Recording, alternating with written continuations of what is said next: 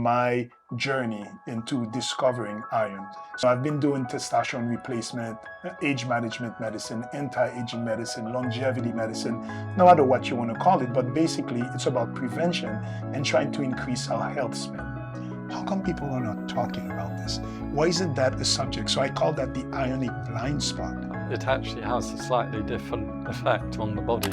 I went to my doctor and showed him the DNA, and he fell off his seat. Okay, so we're back with Robin Jewsbury and Dr. Rudy to talk about the latest news on what high ferritin can do and why you should look into making sure your ferritin levels aren't too high, and to go even maybe a step further to see if there's a genetic reason like hemochromatosis, which may be one of the reasons why you may need to be on testosterone, but also something that may potentially shorten your life. So I think we're going to start with Dr. Rudy, who's going to give us a little overview of what is high ferritin hemochromatosis. What does it all mean? So hi, Rudy. Good to see you again, Mike. Always excited to be here. So it's really great. And to be with Robin, that's done so much work about iron overload is really exciting. So I'm going to tell you my journey into discovering iron. So, I've been doing testosterone replacement, age management medicine, anti-aging medicine, longevity medicine, no matter what you want to call it, but basically it's about prevention and trying to increase our health span, right? Number of years that you're going to be healthy, not just lifespan. I want to be healthy and live a long life. So what is aging? Aging, if you look at antioxidant theory of aging, is basically you want to decrease the number of oxidative stress that you have in your body and increase the antioxidant to have a better balance. And I've been doing anti-aging medicine for the past 15 years, and I knew nothing about iron.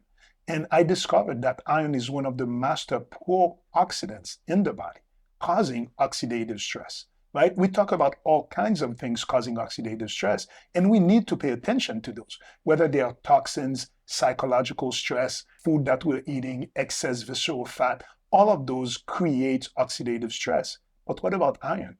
How come we're never talking about iron?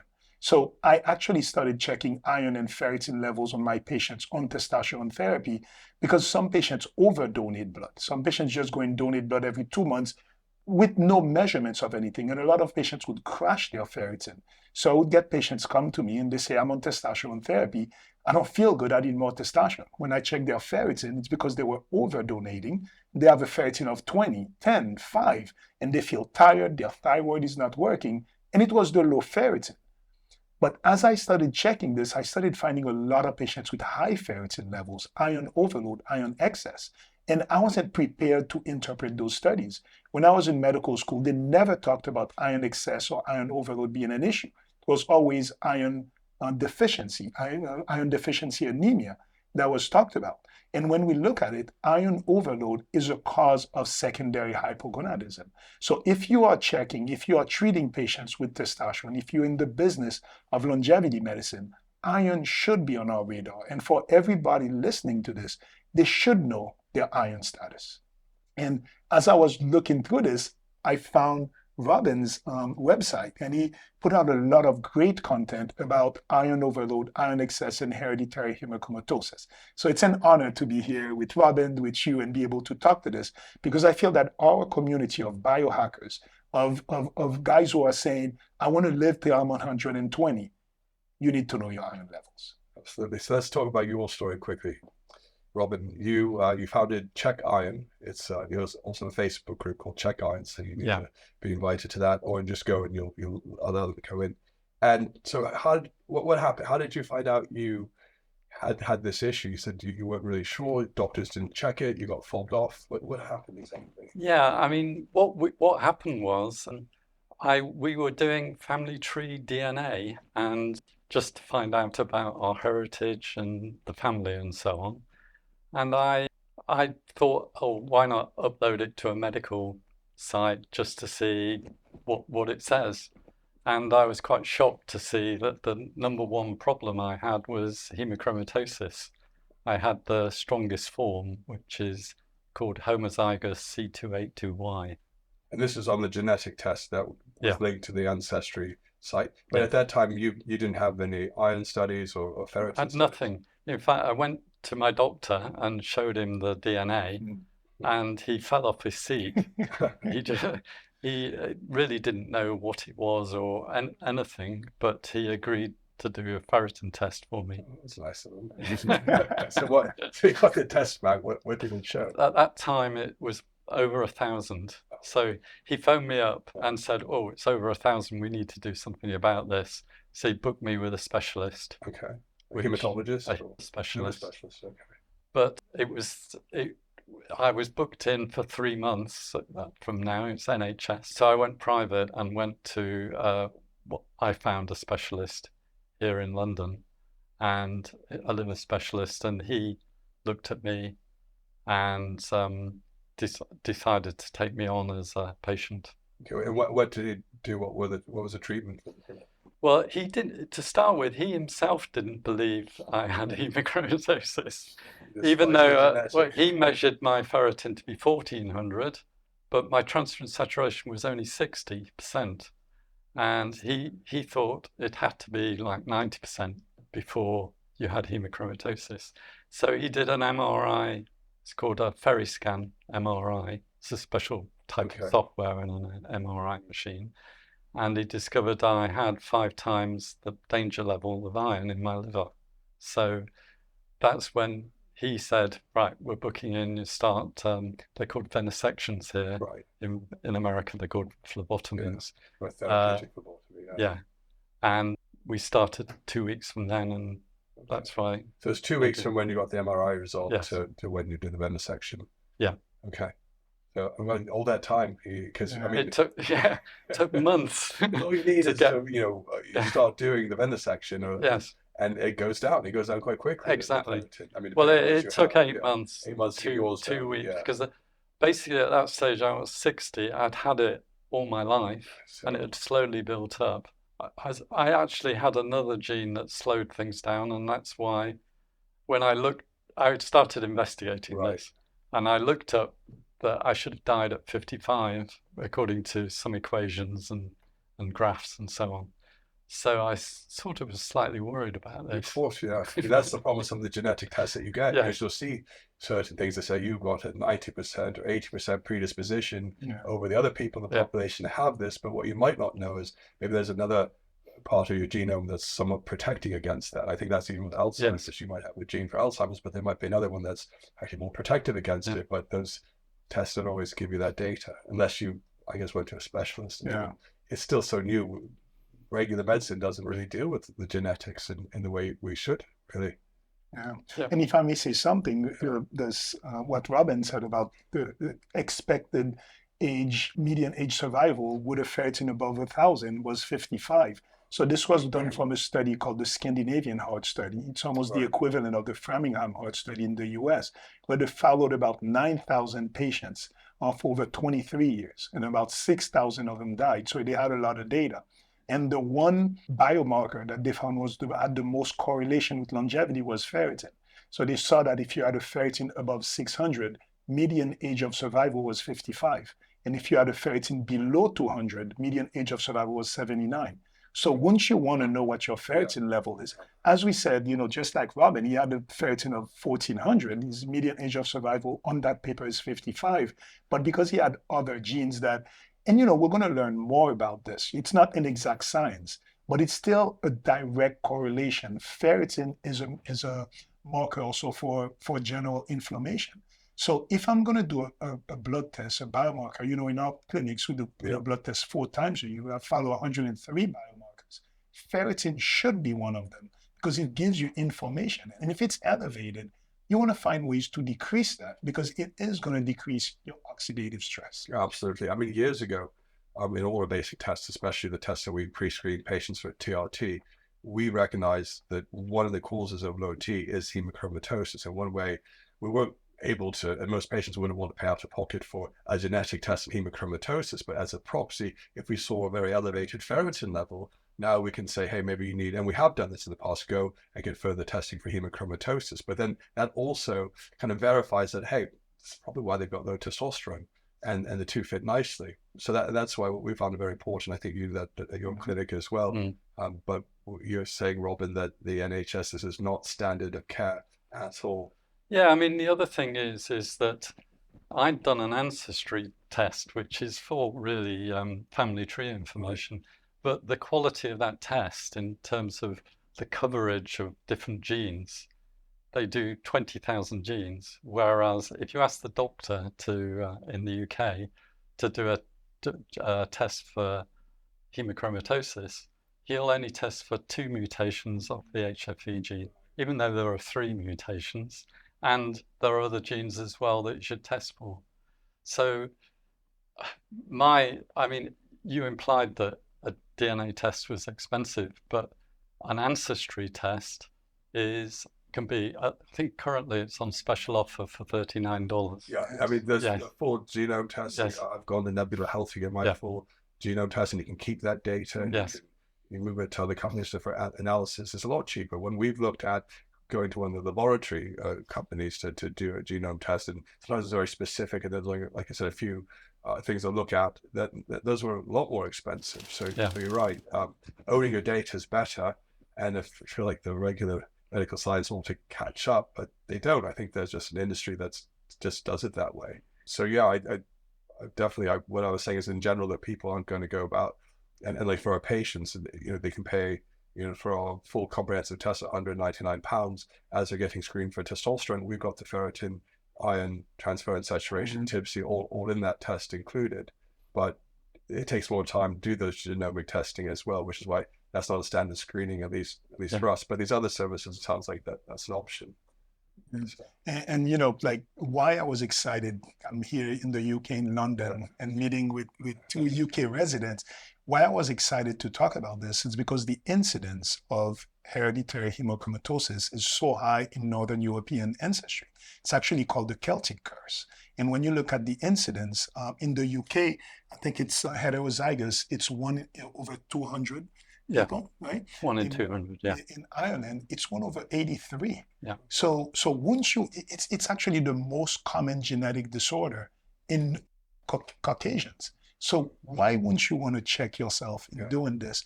And the problem, so now I'm going to do a link between iron overload and testosterone, right?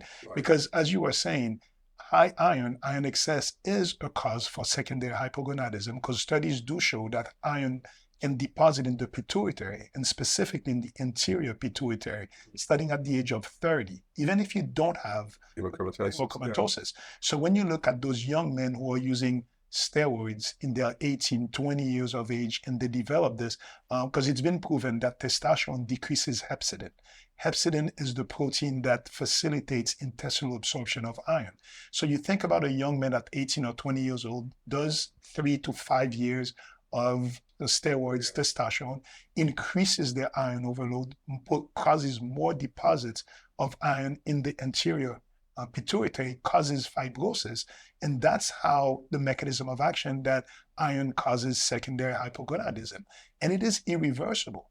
So if you have, because it is an area that can be fibrosed so easily, there's a really good paper that was written recently exactly looking at the relationship between iron overload and testosterone. So anybody who comes in with a diagnosis, signs and symptoms of low testosterone should be screened for hemochromatosis, because the clinical symptoms are about similar. Most patients with high iron, their symptoms are brain fog, fatigue, joint pain. Low testosterone.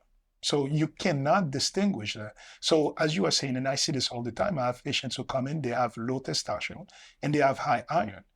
Yeah, so I try on my younger patients. I have an 18-year-old who came to me the other day. He had his ferritin in the 600. He was heterozygous for C282Y of the hemochromatosis gene. And I felt that he had his testosterone was in the 260 with many symptoms. He had secondary hypogonadism, which I think is from iron overload. And I said, at first, let's try to do venesection, blood donation. Let's try to reduce your iron. We did that for 6 months. We did get his ferritin below 100, but he remained with low testosterone. And at this point, we put him on testosterone, but at least I had a cause for his low testosterone. a reason for it. And on a patient like this, and anybody on testosterone should monitor their ferritin, because testosterone will increase your intestinal absorption of iron. So you will have higher iron levels that can affect your longevity. Well, I guess that would be the reason why some people do better, don't have the anemia when they go on testosterone treatment, right? But it's the opposite effect if that's kind of causing the high testosterone. It's interesting what you said about, certain young people that were on anabolic steroids, then they're actually holding on to more iron, which is then damaging their pituitary more. And this could be perhaps where we see some young men who can't recover their levels of testosterone on their own after they've done cycles, and why perhaps cycling steroids, illegal underground steroids, may not be best for their health. And perhaps at that point, they need to resign to the fact that they'll need some form of TRT for life going forward, rather than damaging their health by going on and going off. Exactly. And especially be monitored for things like iron overload. It needs to be monitored. And that's the thing. There are studies showing that young people who've done cycles of steroids in their youth have a higher risk of developing or being dependent on testosterone later on. And they say they fried their pituitary. They didn't fry it, they rusted it. They oxidized it because of the iron. Perspective, right? Yeah. Not thought of it like that before. And I'm so impressed with what Robin has done. Robin has a PhD in physics. No clinical experience, but because he discovered by accident that he has hereditary hemochromatosis, and he put out such amazing content on YouTube, online. His Facebook group is great, that I've learned so much with this, and I'm bringing that to my patients now. I'd love for you to talk a little about your iron check and what people can get out of this.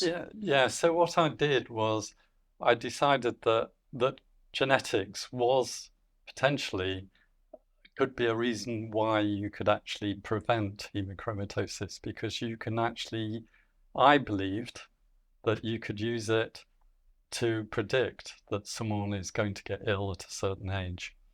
I had to prove this, so I advertised on Facebook mostly that I could analyze their data for them for free and anonymously. Okay. And we've been running for 5 years, and I've built up 2,500 DNA data sets.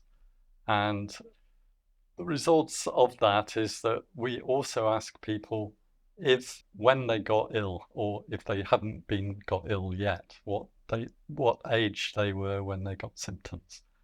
And we've discovered that there's a relationship not only between other genes to do with hemochromatosis. So there are actually 5 types of hemochromatosis.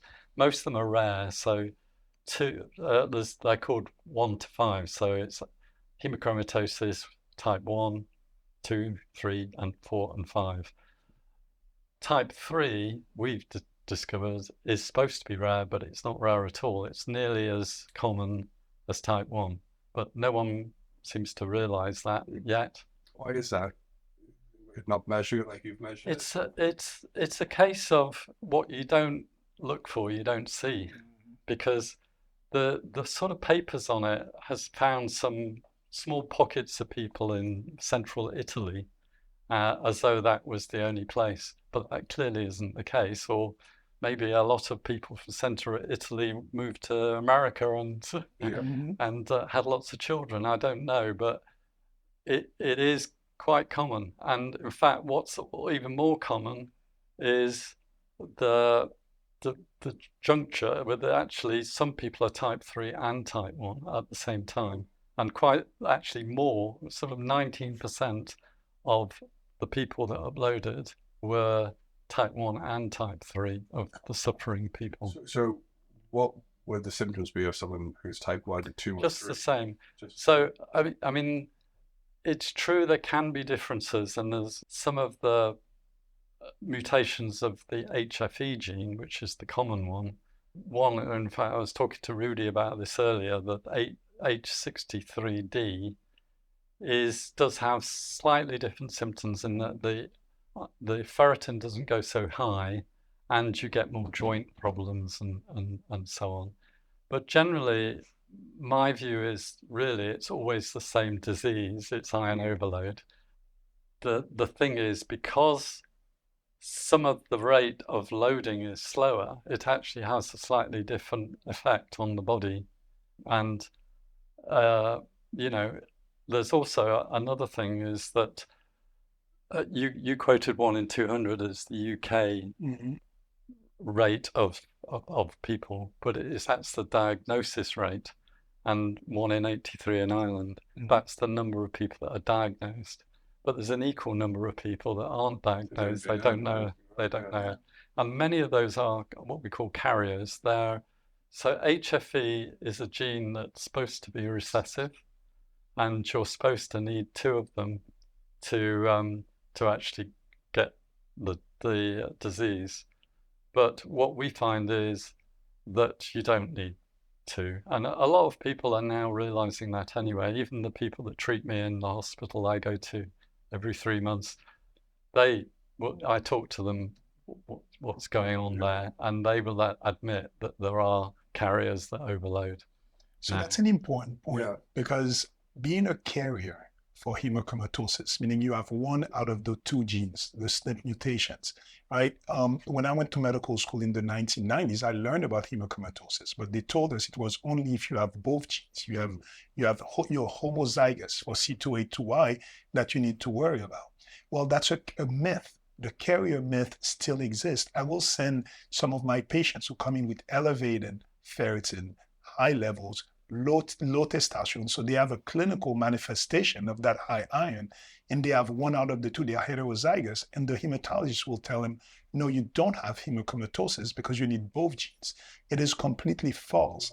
By which matter way you develop iron overload and you have symptoms with it, you have the disease. So it's not that you need to have both genes to have the disease. Even 1 gene can cause that. So it's a misnomer. We shouldn't even call it a carrier, because you can express the phenotype of the disease even with 1 gene. I guess that makes sense, right? Well, the genes But, are making proteins. yeah, I mean, the original sort of recessive law, which was right for, pea plants and so on, but they subsequently allow that law to fail if you actually have a disease which is called polygenic. This is a disease that has more than 1 gene causing it. And that's why I say if you have type 1 and type 3, that's a polygenic disease.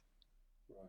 But also we go further and say that all the metabolic diseases using other genes, the genes used by the immune system, are damaged in some way.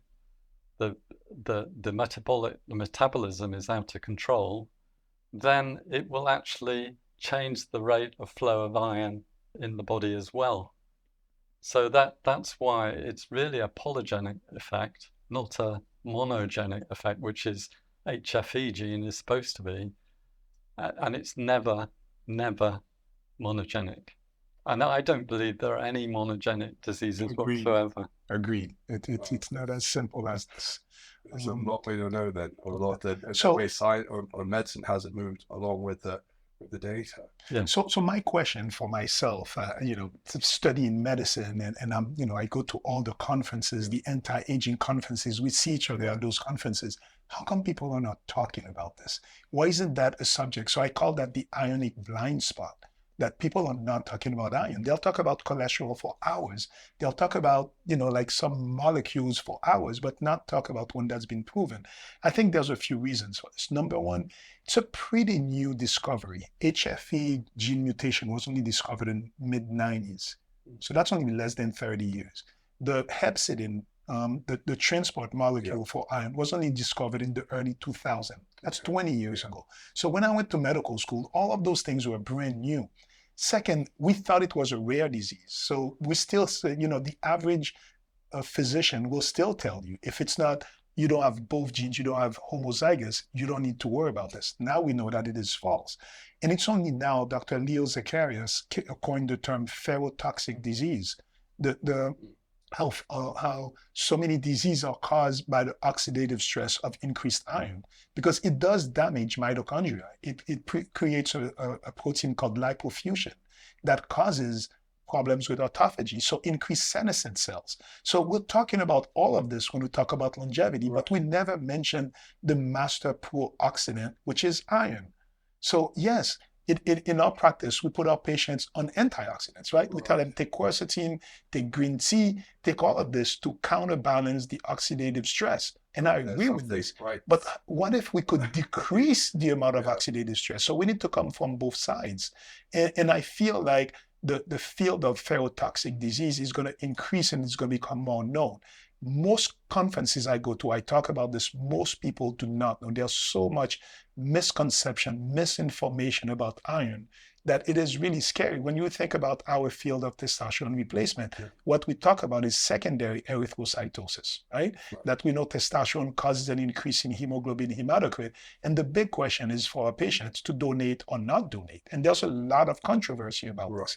There's never been any studies that show that there is an increased risk of cardiovascular disease with secondary erythrocytosis induced by testosterone, completely different than P-Vera. So we know that. So I won't tell my patients to donate just because they have an isolated high hemoglobin. But if they have a high ferritin, not only do most patients don't feel well, and we have studies now that show that it affects your longevity. So we need to understand how to manage those levels. No, absolutely. And I think the whole controversy around do we donate, not donate. I mean, if you had none of this, if you weren't on TRT and you're just, I guess, a nice person that like to donate because the blood supply needs you, right? You wouldn't think twice. You just donate and you get a little dinner at the end of the year. You donate every 3 months, right? That's just kind of normal. So for some people that are really into donating blood. So why is there such an issue in the TRT community? It's when we're just to donate every 3 months or so. We got obviously monitoring the ferritin is hugely important because even in those cases you could drop the ferritin too low and then have the opposite problem, anemia. Completely. And if there's even a gene, I think it's TMP or SS6, right? That the people who have that gene tend to have a lower ferritin level. So yeah, patients like this, I don't want people to just go and donate every 3 months and they don't measure their ferritin levels. Because if you drop your ferritin, that comes with a lot of problems. But normally on the donation side, they're going to, I think they check that anyway. So very interesting that you say that, because when you go, especially in the US, I don't know about the UK, they check, they do a little light and they check a point of care testing, and they tell you they're checking your iron levels. No, they're checking your hemoglobin level, because they won't let you donate for a man if your hemoglobin is less than 17 and for a woman less than 13. So I went to donate at the Red Cross in the US and they told me your iron level is 17. I'm like, no, it's not my iron level, it's my hemoglobin level. There's actually a POC ferritin that we're going to get at our clinic. You should monitor your ferritin level, because this is what has a lot of correlation with longevity, and if it's too low, that you're not going to feel great with it. If you found this video helpful, don't forget to watch our other videos on topics around HRT and TRT, and don't forget to subscribe to the channel. And until next time, stay in good health. This is Mike from Balance My Hormones.